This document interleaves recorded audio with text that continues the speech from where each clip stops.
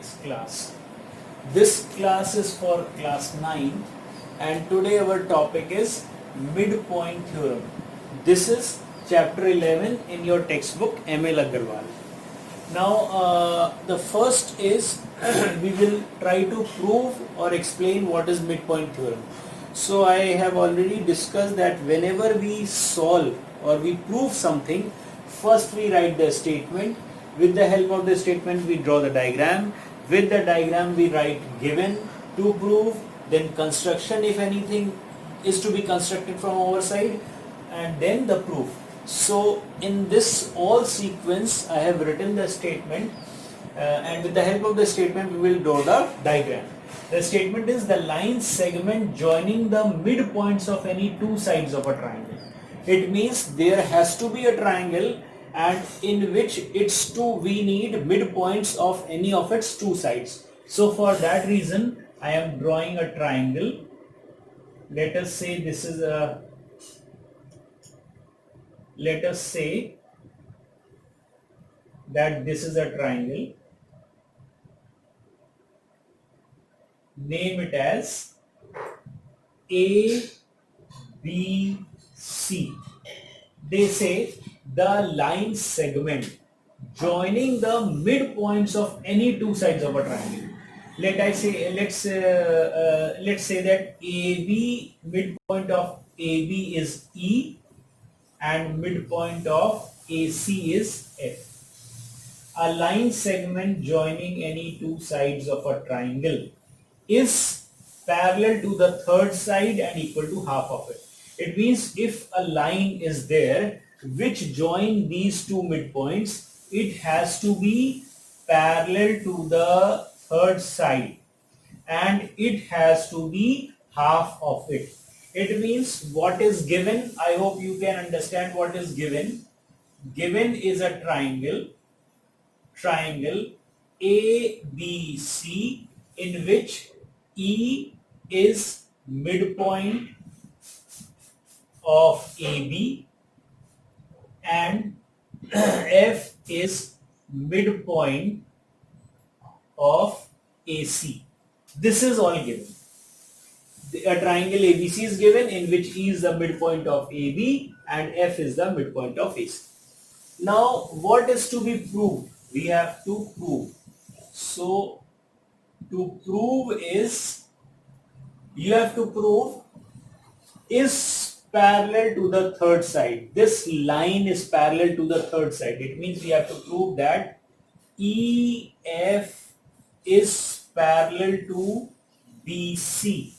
Second thing we have to prove that is equal to half of it. Means EF, they say the line segment joining midpoints of any two sides is equal to half of the third side, is equal to half of BC or BC upon 2. This is what is to be proved. Now what we will do, we don't have anything in this to prove, so to find out, so what we'll do, we will construct a line from point C which is parallel to BA. I am drawing a line something like this which is parallel to BA. Means this line and this line we have drawn parallel and we will extend this. Let's say that it intersects the line at point D. At point D. So what will be our construction part? Construction, what we have done? We have drawn, so we will write draw CD parallel to BA to meet EF extended in D. What is the meaning of this? Draw CD parallel to BA. So we have drawn CD parallel to BA. To meet EF, this is EF extended in D. Means EF and CD are meeting each other at point D. Now this is the construction. What is the proof? How we will write the proof? First thing, it is given that E and F are the midpoints of AB and AC. It means AF is equal to FC since F is the midpoint. So we will take these two triangles. So first of all, we can say in triangle EAF and triangle DCF. What do we have? First thing, you can say that AF is equal to FC. Why? Because it is given that F is the midpoint of AC. The line segment joining the midpoints of any two sides, and given is E is the midpoint of AB and F is the midpoint of AC. So F is the midpoint of AC, so we can say that AF and FC are equal. Second point, we can say that angle AFE is equal to angle AFE is equal to DFC is equal to angle DFC. Why? You can see that these two are vertically opposite angles. We know that when two lines intersect, vertically opposite angles are equal. So these are making vertically opposite angles. That is why they are equal. Now third thing, you know that this AB and CD are parallel. AB and CD are parallel because of construction, and a line is intersecting them. This line AC is intersecting them, or so it is. It can be taken as a transversal. So this angle and this angle are equal. Means this angle and this angle, they act as alternate interior angles. So we can say that angle EAF is equal to D angle DCF. Why? They are alternate interior angles. Now if these are alternate interior angles, we can say that triangle 1 and triangle 2 are congruent. By what reason? Angle side angle, angle side angle. So we can say that therefore triangle EAF is congruent to triangle DCF by angle side angle rule, ASA rule. Now if the triangles are congruent, it means that EF side is equal to FD side. This triangle and this triangle are congruent. When the triangles are congruent, then all the six elements of first triangle are equal to the corresponding six elements of the other triangle. So EF in first triangle is equal to FD of second triangle. So we can say therefore EF is equal to FD. Why? CP/CT. So we have proved if EF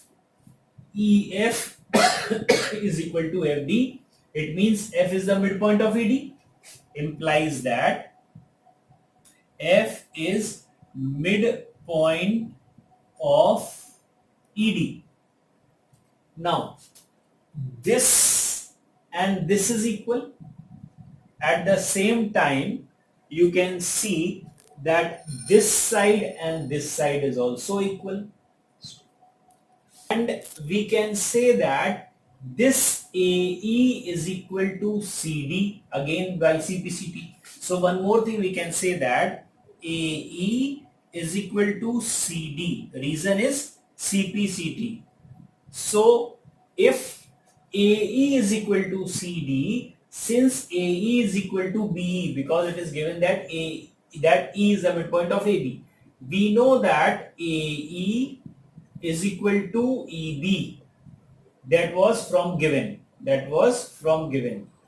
But we have proved that AE is equal to CD. This we have proved. This is only to make you understand. Now when AE is equal to EB, at the same time AE is equal to CD. So from these two we can say that EB is equal to CD, and EB is this side and CD is this side. So we know one thing, that this line and this line are parallel because we made it through construction. Second point, we have proved that this and this side are equal. So if in a quadrilateral, let's say BCDA is DE, BCDE is a quadrilateral. In this quadrilateral, one pair of opposite sides is parallel and equal, hence it will become a parallelogram. So this is not to be written, this is only to make you understand. So we can say that BE and CD are equal. BE and CD are equal. At the same time, this BE is parallel to CD, and we can say that BE is parallel to CD. Why? By construction. So we can say that BCDE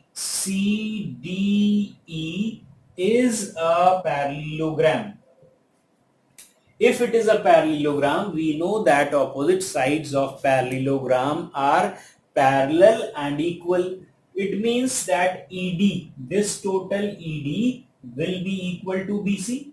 So from this we can say that ED is equal to BC, because BCDE is a parallelogram, and we know that in a parallelogram opposite sides are parallel and equal. So BC and opposite side ED will be equal. At the same time, ED and BC will be parallel. Now BC is equal to ED, but ED is 2 times of EF. We have proved that F is the midpoint of ED. We have proved somewhere that F is the midpoint of ED. If F is the midpoint of ED, it means that ED is equal to 2 times of EF. ED is equal to 2 times of EF, but EF is equal to BC. So in place of EF is equal to, ED is equal to BC. So in place of ED we can say BC is equal to 2 times of EF. This is one proof. Or you can say that implies that EF is equal to BC upon 2. This was the required to prove, first thing. And second thing, we had to prove EF is parallel to BC. So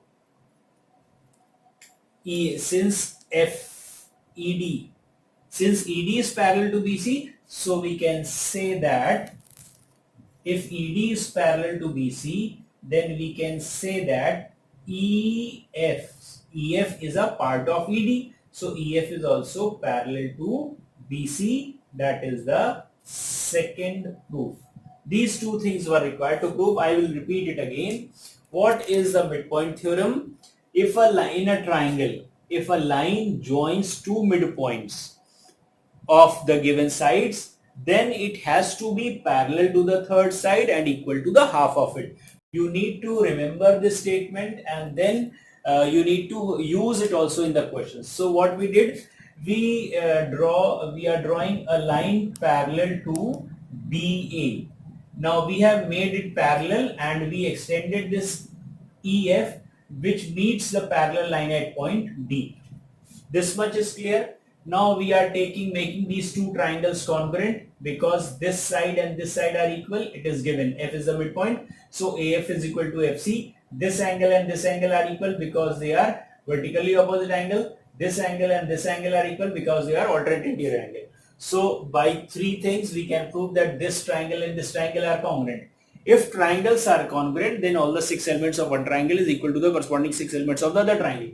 So we can say that this side and this side are equal. They are corresponding sides. At the same time, this side and this side will be equal. So first thing, we have proved that EF is equal to FD. It means F is the midpoint. So yes, if EF is equal to, we have proved that EF is equal to FD. It means F is the midpoint.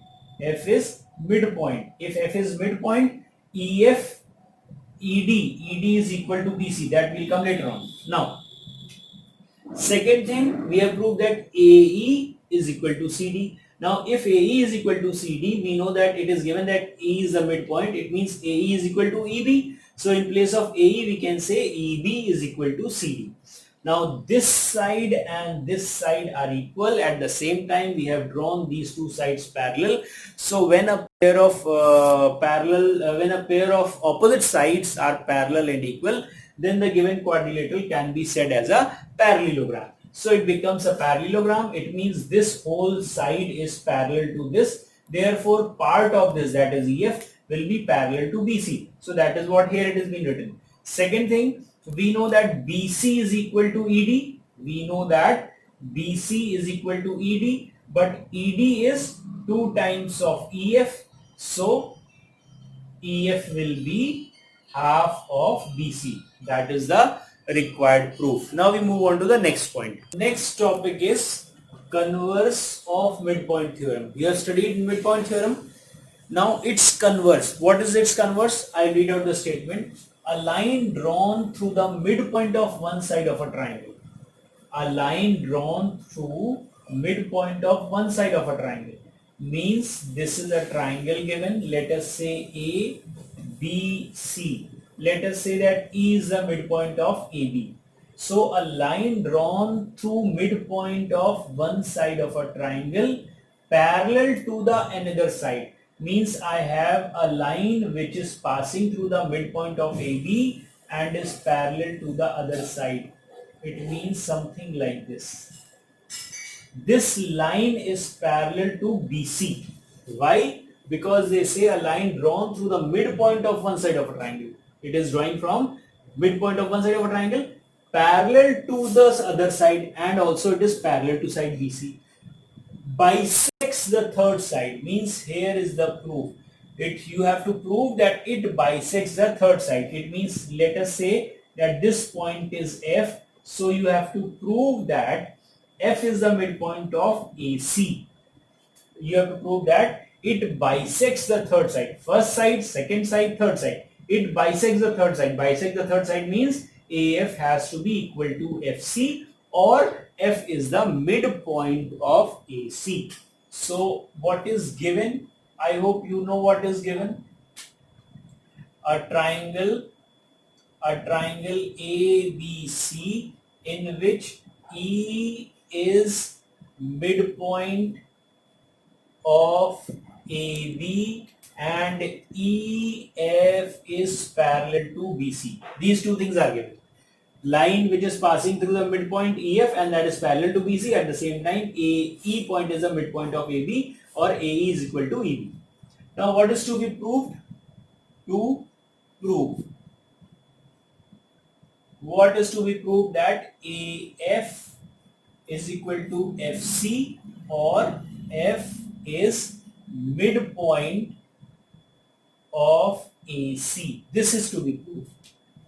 Now what are we going to do in the construction part? As we did in the last one, let us draw a line parallel to BA. Let us say there is a line L which is parallel to BA. In construction, what we are drawing, or what we are doing, we are drawing a line through C. Through C, draw a line L parallel to BA which intersects EF produced at D. Now this EF is produced and they meet each other at point D. What did I write? That through C, draw a line parallel to AB, or parallel to BA or AB, which this line intersects EF produced at D. Now we come to the proof. What is the proof? First thing, we can say that BCDE is a parallelogram. Why parallelogram? Because BE and CD are parallel. First thing we can say that BCDE E is a parallelogram. And what is the reason behind this? Because BC is parallel to ED. It is given. It is given that to the midpoint of one parallel to the other side. Means EF is parallel to BC. It is given, and EF has been extended up to D. So ED will be parallel to BC. And second point is BE is parallel to CD by construction. We have constructed CD parallel to BE or BE. So when in a quadrilateral opposite sides, both the pairs of opposite sides are parallel, then it becomes a parallelogram. That is why we have written BCDE is a parallelogram. Now, if it is a parallelogram, it means this side and this side are equal to each other. We can say that BE is equal to CD. Reason? BCDE is a parallelogram. But we know that E is the midpoint of AB. It means AE is equal to EB. So in place of EB, I can write AB, and AB is equal to CD. Why? Because BE is equal to AB, or you can say E is midpoint of AB, and that is given. You can only write given, but I am writing all this to explain. So AB is equal to CD. Sorry, AE is equal to CD. We have AE is equal to CD. BE is equal to AE. Now AE is equal to B and BE is equal to CD. So AE and CD will be equal. What we have done, this side and this side are equal. Second point, we can say that this angle and this angle equal, this angle and this angle equal. So now we will consider those two triangles which are to be congruent. So in triangle EAF and triangle DCF, what we can say, AE is equal to CD by proved above. We have just proved this. Second point, we can say that angle EAF is equal to angle DCF, and reason is they are alternate interior angles. They are alternate interior angles. Third point, you can say E is equal to angle DFC. Reason is vertically opposite angles. So we can say that triangle EAF is congruent to triangle DCF by angle side rule. Angle side rule. Now when the triangles are congruent, this one, first triangle number 1 is congruent to triangle number 2, it means all the corresponding elements, all the 6 elements of first triangle are equal to the corresponding 6 elements of the other triangle. So we can say that AF will be equal to FC. So we can say AF is equal to FC by CT.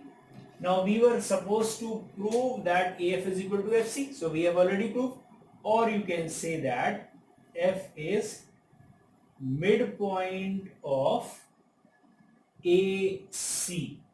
Now if F is the midpoint of AC, it means a line drawn through the midpoint of one side of a triangle parallel to the other side bisects the third side. We have proved that this line which originated from midpoint of one side was parallel to the second side.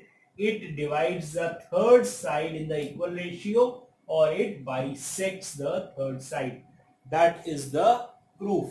So I hope you would have understood this. These two theorems are very important, and these are used in class 10 in another theorem that is known as BPT, or basic proportionality theorem, or this is also known as Thales theorem, that is in class 10. So please memorize and understand, because all this concept is based on class 12. Means class 12 theorem you will understand Thales theorem or BBT better if you have understood the midpoint theorem and the converse of midpoint theorem.